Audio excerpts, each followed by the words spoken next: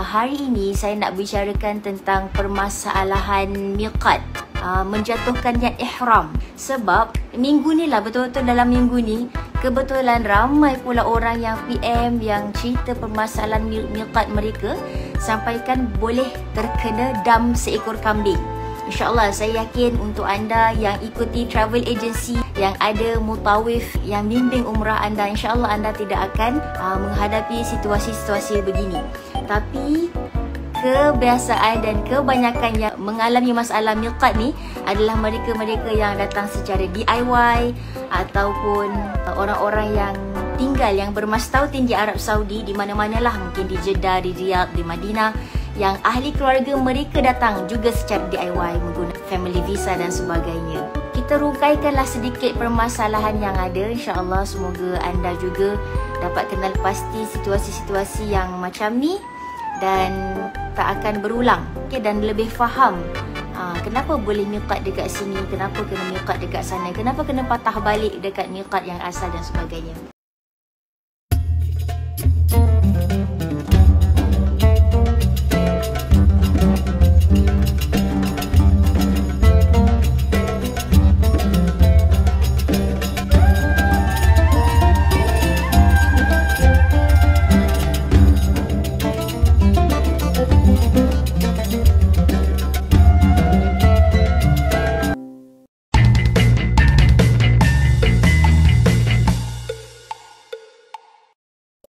Berkenaan dengan permasalahan miqat di dalam train.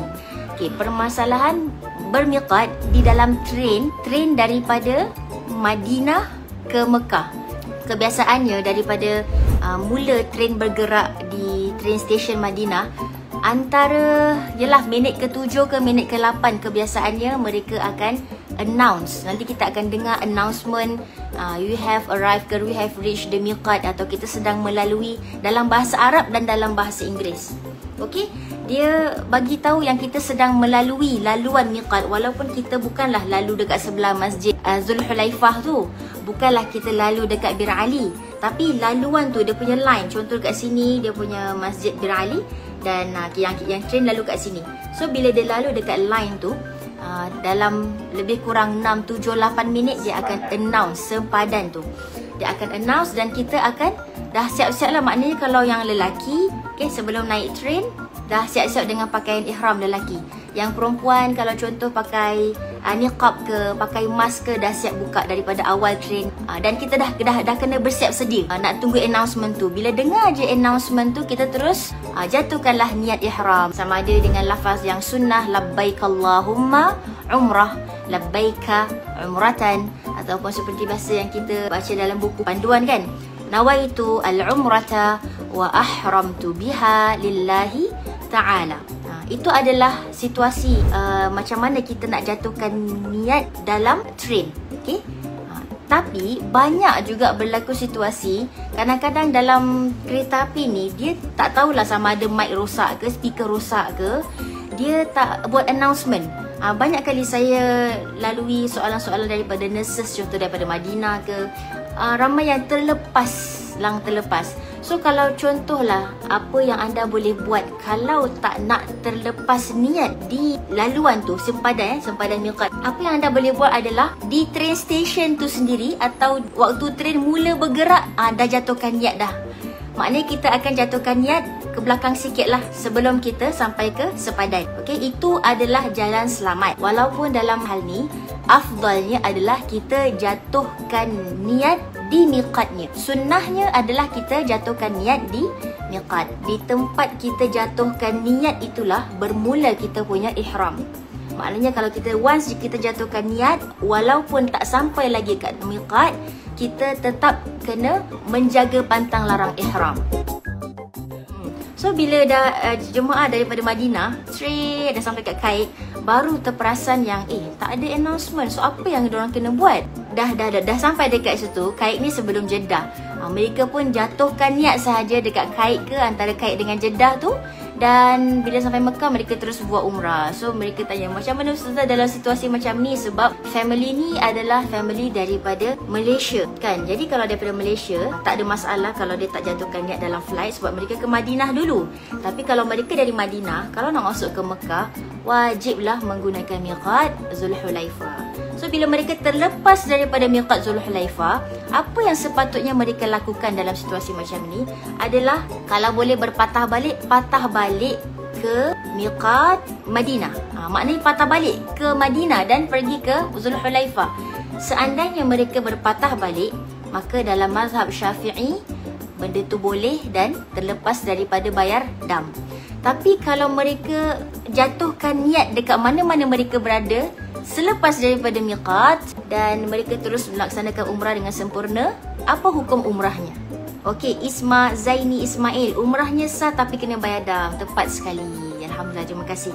Jadi umrah dia yang dilaksanakan sampai ke tahallul tu, umrahnya sah tapi dia wajib membayar dam. Dan dam kat sini adalah dam seekor kambing. Kenapa kena bayar dam? Sebab mereka telah melanggar wajib umrah ataupun wajib haji lah. Dia termasuk wajib umrah dan juga wajib haji, iaitu dia tidak menjatuhkan niat ihram di miqat. Ya, jadi menjatuhkan niat ihram di miqat tu adalah wajib. Kalau dia tak menjatuhkan niat ihram di miqat, maka dia telah melanggar wajib umrah. Melanggar wajib, hukum dia kena bayar dam. Umrah dia sah. Kalau dia buat haji, hajinya pun sah. Okey? Tapi kalau dia melanggar rukun, contoh tak buat tawaf ke, tak jatuhkan niat langsung ke, terus redah-redah masuk Mekah tanpa niat, terus buat tawaf, sa'i dan tahallul, maka tak ada apa-apalah. Maknanya memang tak sah lah, tak dikira sebagai umrah.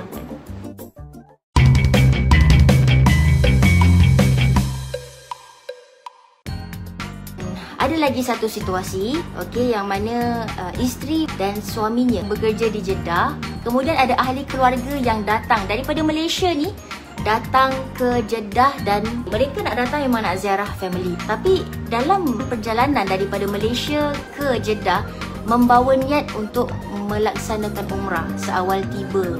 Kebiasaannya family yang datang ke sini, mereka nak buat umrah dalam tempoh 2-3 hari, dalam tempoh atau datang-datang terus laksanakan umrah, settlekan umrah dulu, baru balik ke pangkuan keluarga, tinggal dengan keluarga dekat Jeddah.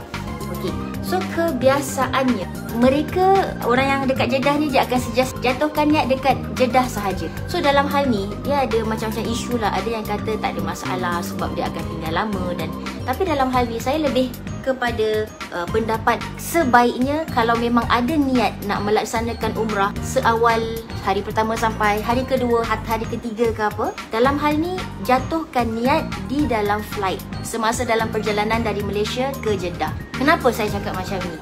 Sebab dia daripada Malaysia, dia membawa niat untuk melaksanakan umrah. Jadi bila kita membawa niat untuk melaksanakan umrah, walaupun lepas 1, 2, 3 hari lah contohnya, bila kita melalui dekat miqat, wajib untuk kita jatuhkan niat. Sebab niat yang kita bawa tu dari Malaysia. Kalau untuk umrah yang selepasnya, yang kali kedua, ketiga, lepas dia buat umrah pertama ni, dia dah duduk Jeddah dengan isteri dia, dengan suami dia, dia nak buat untuk kali kedua, kali ketiga, dah tak jadi masalah, boleh jatuhkan daripada Jeddah. So dalam hal ni, untuk keluar daripada khilaf ke apa, sebaiknya jatuhkan niat di dalam flight ketika kita akan lalu di khat line miqat berdekatan Qarn Manazil, antara Qarn Manazil dengan Yalamlam, macam tu lah dia punya line dekat Qarn Manazil. So bila flight tu lalu dekat atas tu, dia akan announce kan, di situlah suami atau isteri atau anak ke siapa tu jatuhkan niat dekat situ. Kemudian bila sampai di Jeddah, terpulang, kalau nak terus pergi ke Masjidil Haram untuk melaksanakan umrah, afdal macam tu. Kalau dia nak duduk sampai lepas 1 hari, 2 hari baru nak melaksanakan umrah ataupun haji, maka dia wajiblah tunggu dalam keadaan ihram. Maknanya kalau dengan isteri, suami tu tak boleh nak bersama dan kena jaga pantang larang ihram. Kalau dia nak lewatkan sampai mungkin dah sampai hari tu, esoknya baru nak buat umrah, tunggu. Tapi jatuhkan niat tempatnya di dalam flight, iaitu di line Qarn Manazil.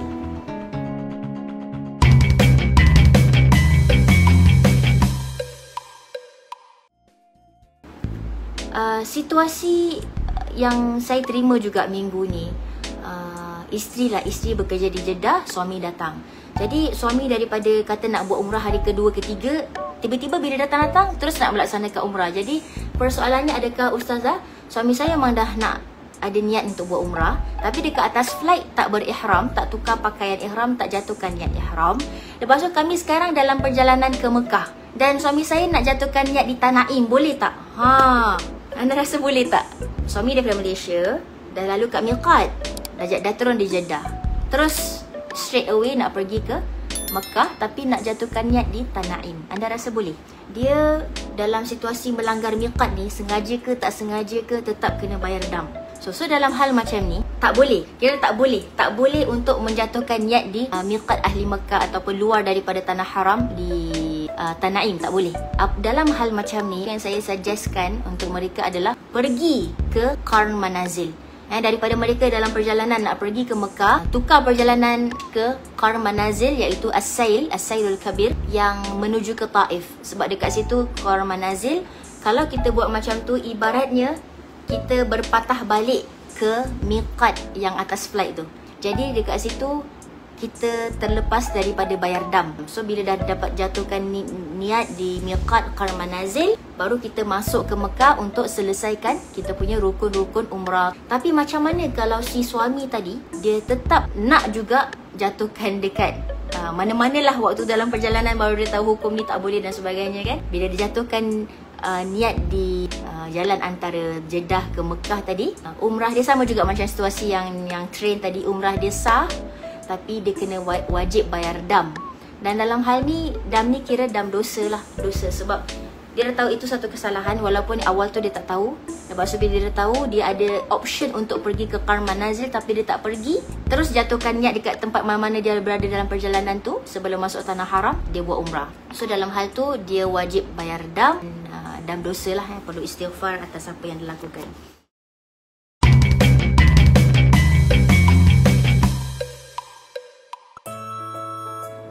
Kalau contoh kita terlepas daripada miqat, maknanya macam tadilah, orang dah tak terlepas, tak niat dari dalam flight kan, dan pergi ke Jeddah dulu. So macam mana nak masuk ke Mekah ni? Situasi dia adalah kita pergi ke Taif, kita pergi ke Qarn Manazil. Ada dua situasi kat sini. Satu, kalau seorang tu dah terlepas daripada miqat dan dia tidak dalam keadaan berihram, maka dia wajib untuk kembali ke tempat miqat tu untuk berihram daripadanya. Kalau dia kembali ke miqat dan dia ihram daripada miqat tu, fala dam alaih, maka tidak ada dam dikenakan ke atasnya. Wa huwa qaulul jumhur. Ini adalah pendapat jumhur ulama. Macam mana pula kalau dia ihram selepas dia melepasi miqat? Maka ada banyak qaul. Yang pertama, maka dia terkena dam. Sama ada dia patah balik ke miqat ke, dia tak patah balik ke miqat ke. Ini adalah pendapat Malik, Ibnul Mubarak dan juga Imam Ahmad. Jadi ada kalau pendapat Malik, Ahmad, sama ada kita patah balik ke miqat Qarn Manazil tadi contohnya, ataupun kita tak patah balik, kita teruskan, kedua-dua situasi kena bayar dam. Tapi ini bukan pendapat Imam Asy-Syafi'i. Inda Syafi'iyah, ni kita nak tahu kalau menurut Imam Asy-Syafi'i apakah pendapatnya. Patah balik ke miqat, fala syai' alaih. Kalau dia patah balik ke miqat, maka dia tidak kena apa-apa. Ini adalah pendapat daripada Asy-Syafi'iyah. Okay? So situasi macam ni kita kena berjaga-jaga.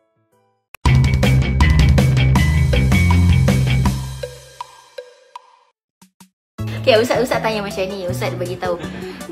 Okay, situasi yang macam sekarang ni ada setengah-setengah sebab dalam banyak-banyak miqat ada Zulhulaifah Bir Ali, Madinah, Qarn Manazil, Juhfa, Yalamlam, Zat Irq. Dalam kelima-lima ni, yang paling jauh adalah miqat Zulhulaifah. Itu miqat paling jauh. Dan paling dekat dengan Mekah adalah Qarn Manazil yang laluan sail ke Taif tu. So dalam hal macam ni, ada setengah-setengah travel agency buat jemaah berziarah-ziarah dulu baru masuk Mekah. Contohnya pertama daripada mungkin flight daripada Malaysia ke Madinah kan. Lepas tu bila Madinah tu dia ke Taif pula. Tak masuk Mekah dulu, dia ke Taif. So dalam situasi ni maknanya kalau dekat Madinah dia akan lalu dekat laluan Zulhulaifah Bir Ali. Tapi dia corner, dia tak terus masuk Mekah, dia corner ke Taif dulu. Bermalam pula, 2 malam, 1 malam dekat Taif, baru masuk Mekah. So dalam hal ni macam mana? Adakah dia wajib menjatuhkan niat ihram di Madinah, di Zulhulaifah, ataupun dia boleh kemudian tangguhkan niat ihram dia bila dia pergi ke Taif. Taif waktu dia masuk Mekah baru dia akan jatuhkan niat di Qarn Manazil. Ini nak menunjukkan bezanya adalah Zulhulaifah tu adalah mikot yang jauh daripada Mekah dan Qarn Manazil tu adalah mikot yang paling dekat berhampiran. So valid tak untuk kita jatuhkan niat hanya di Qarn Manazil tanpa kita, maksudnya kita lepaskan saja miqat dekat Zulhulaifah tu. Membahaskan benda ni, adakah valid, adakah boleh melepaskan miqat yang dekat Bir Ali Zulhulaifah kerana itu miqat yang paling jauh dan kita menggunakan miqat yang paling hampir. Miqat melepaskan miqat yang ada dekat Madinah dan menggunakan miqat yang paling dekat dengan Mekah iaitu Qarn Manazil. So benda tu tak ada masalah, dibolehkan dan tak ada kena bayar dam apa-apalah.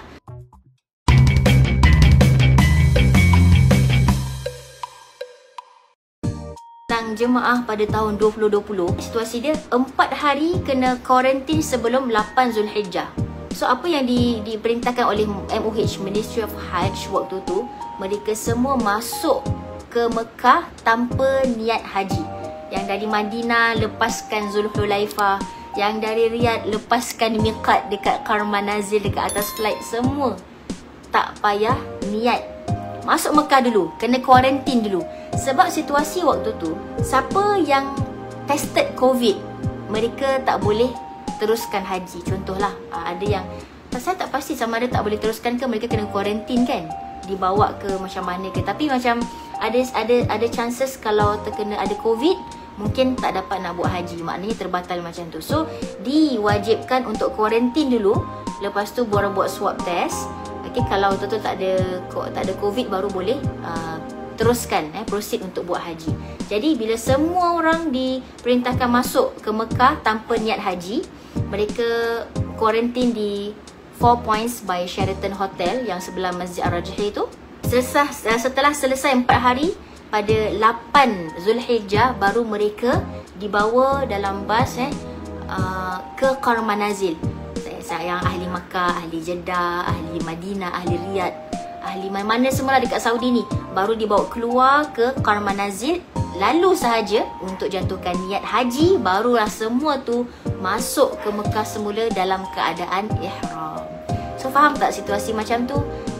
Valid, dibolehkan dan tidak dikenakan bayaran dam. Okay, so itulah antara situasi-situasi yang kita kena berjaga-jaga lah. Macam mana untuk elakkan atau berhati-hati, sebabnya adalah wajib haji, wajib umrah, jatuhkan niat di miqat. Kalau kita sengaja meninggalkan, macam dulu ramai yang tak faham, berlaku kekeliruan di kalangan orang-orang Malaysia yang datang ke sini dengan tujuan bekerja, nurses, pensyarah, ada macam-macam lah orang yang bertugas di Arab Saudi ni, orang Malaysian. Mereka datang tanpa mengikuti kursus haji dan umrah. Tak sama seperti anda yang memang datang ke sini dengan tujuan ada niat untuk buat umrah, ada nak buat haji dan pergi kursus berbulan-bulan lamanya kan. So bila datang ke sini, banyak situasi-situasi yang mereka keliru tentang miqat. Mereka ingat mereka boleh suka hati masuk ke Mekah, dia berihram di Tanaim. Orang Jeddah dia berihram di Tanaim. Dia tak boleh suka hati macam tu. Okay, itu saja. Jadi saya minta maaf salah-salah daripada awal sampai akhir live, dan jumpa lagi dalam live yang lain. Jazakumullah khairan katsira. Semoga Allah berkati anda semua. Ana min Makkah, kita kasih cerita makan kenangan terindah. Ma'assalamah. Assalamualaikum warahmatullahi wabarakatuh.